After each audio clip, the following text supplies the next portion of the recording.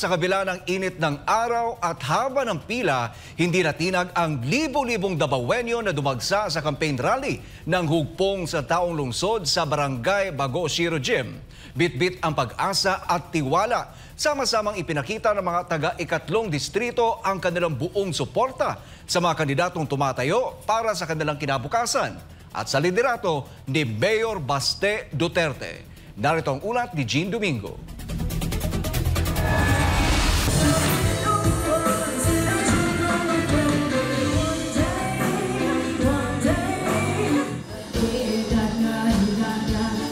Musika, hiyawan at makukulay na placards, itong sumalubong sa bawat hakbang ng libu-libong taga-suporta ng hugpong ng taong lungsod sa Barangay Bago Shiro sa Davao City.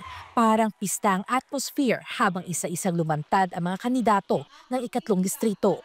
Ipinaabot ang kanilang plataporma at panawagan para sa mas progresibong Davao. Para sa elementary.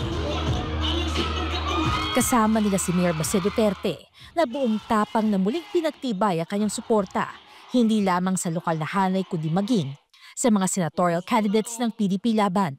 Isang patunay ng kanyang paninindigan at paniniwala sa direksyong kanilang tinatahak.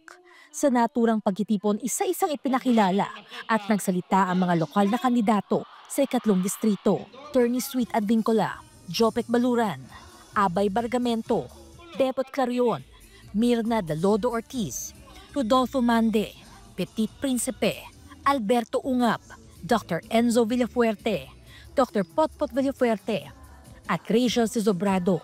Kasama rin sa pagkitipon ng kinatawan ng Puwersa ng Pilipinong Pandagat o PBP Party List na number 2 sa balota.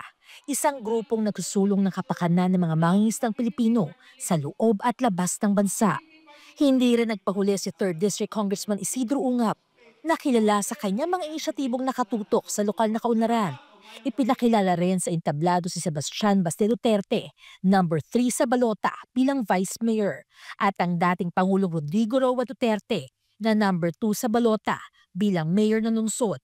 Isang matapang na pagbabalik sa lokal na pamahalaan. Paggabat 11 ang mga kandidatong konsehal sa ilalim ng hugpong ng taong lungsod para sa ikatlong distrito, mariing paalala ng kampo, 8 lamang ang dapat piliin sa balota upang hindi masayang ang boto ng taong bayan.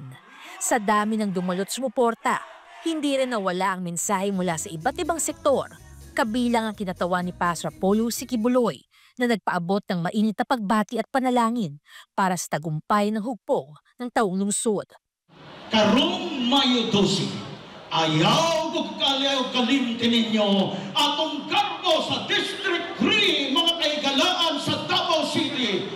Pastor Apollo Sikibuloy, number 53 sa baluta, o atong i-appeal ang PDP laban na gipili ni Tatay Digong. I-vote straight na lang ninyo. Inendorso naman ni Mayor Sebastian Baste Duterte, hindi lang ang mga lokal na kandidato, kundi pati ang mga pambato ng PDP laban sa Senado. Kasabay nito ang panawagan para sa pagbabalik ng kanyang ama, si dating Pangulong Rodrigo Duterte bilang alkalde ng lungsod. Sinagot din ni Mayor Baste ang mga batikos ng blind loyalty. Git niya hindi ito panatismo, kundi paninindigan sa lideratong may puso, tapang at malasakit. Apikas, maingon sila nga mga panatiko daw kuno ta. Kay blind loyalty daw ang atong pagsunod kang Rudy Duterte. Iba mo, ang kinabuhi basta mahimo magkagpanatiko sa bisag sa klase-klaseng butang na ay mga relihiyon, nakita mahimo panatiko na ang Islam, na ang Kristyanismo, na ay Buddhism, Hinduismo. Ngano man na?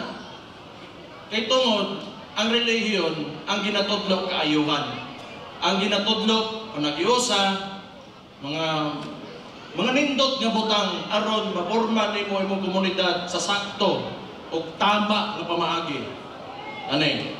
So maingon sila panatiko ta. Yes, bago ra man ta nagkuan Semana Santa. Mo practice man kita sa to relihiyon. Ato magihatag atong pagtuo sa Ginoo. Pero panatiko ta, ang Islam bago ra nag-Ramadan, bago ra sila nag-celebrate po sa ilawan, panatiko sila. Yes, ngano man kaayuhan kini. Unya mo niya itong gusto nga mapakatag na ito sa itong mga komunidad, sa itong mga isig kataw, kay aron naatay padulngan nga maayo o kaayuhan. Pero istorya ta, pangutan-on ko nimo, dili na lang bilang anak, pero bilang politiko karon o kandidato nga gatungtong diri sa entablado, nganong panatiko ko. O kamo diha nga gatuo karon di Duterte, unsa may gipakita niya?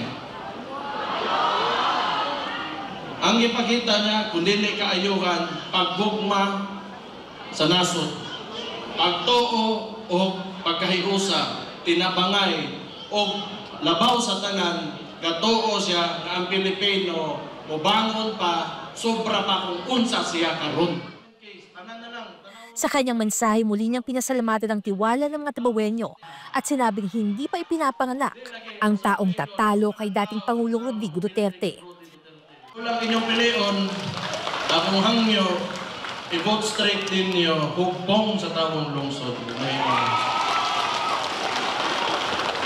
Ngayon na po nila, panatiko na po tan. Wala ba, hindi binuang atong gikuan. Ang ginastoryaan na nato, kaugmaon man nato, kung sa to mga anak, mga apo.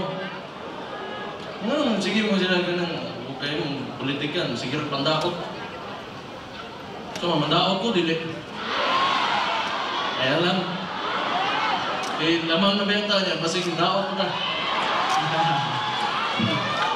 Di lagi, masa ko ingon, wag panataw ang tao nga mobility kang Rodrigo Duterte. Dili sa karong panahon na makita na to na dugay pa na. Ngita patagkuan, taot-taot pa gid na. Siguro, damo kay kahumanan tanan, di pa karon, di pa gid aron. Makita man ako kinaamon mo dire. Ang pagtitibong ito'y patunay na buo pa rin ang suporta ng Davao sa Duterte brand of leadership, isang pagkilos para ipagpatuloy ang sinimulan ng kanilang ama ng bayan. Para sa Diyos at sa Pilipinas kong mahal, Jean Domingo, SMNI News.